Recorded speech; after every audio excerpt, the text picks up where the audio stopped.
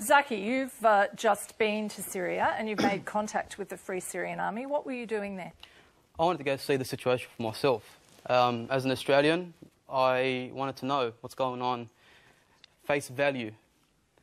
I've never travelled to the Middle East in my life. This is the first time, mind you. I don't know why. So were you fighting with them? I was not fighting, no. I went there to record and my videos are on YouTube.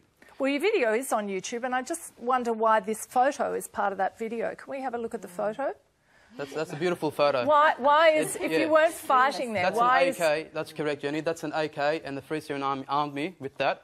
And I told them that it is against Australian law, that if I was to take up arms and engage in combat, I will be charged when I go back home. And I told them that it is against Australian law, that if I was to take up arms and engage in combat, I will be charged when I go back home. A young Australian was training to take his part in any future battles. So Ben, how fit will you need to be in the Israeli Defence Force? I imagine pretty fit, trying to build up, the strength and core and, everything, so got to get prepared. Ben Milston wants to be a combat soldier in the Israeli army. It's an ambition that'll put him on the front line of an ongoing and bitter conflict. He says it's his way of supporting Israel. It's one of those things that, what are you willing to give up, or what are you willing to, die for? I've got some family there. Are you going as I think they call it as a lone soldier? Yeah. These young Zionists believe the state of Israel is central to Jewish life. Are you Jewish first, or are you Australian first type thing? And I guess for me, I'm Jewish first.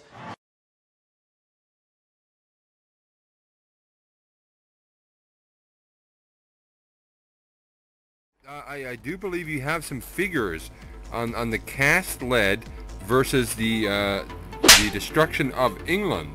So, like I was telling you, mate, it shocked me to realise when the Daily Mail ran an interactive map showing every bomb the Germans dropped on London during the London Blitz of World War II, that they were able to show the location of every bomb that fell, and they told us how terrible this blitz was, that Germans lobbed 100 tons of explosive munitions at London during the 7 months of the London Blitz.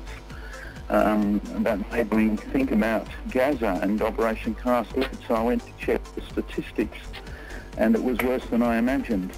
The Germans may have thrown 100 tons of explosive munitions at London over 7 months. The Israelis threw 100 tons of explosive munitions at Gaza over the first 9 hours of Operation Cast Lead, and over the remaining couple of weeks of that operation, they used 3,000 tons of explosive munitions over Gaza. 3,000 tons over a couple of weeks on a crowded city, compared with 100 tons over 7 months in the London Blitz. I thought that was an incredible comparison. So given that comparison is telling you an indication of how much genocide is going on,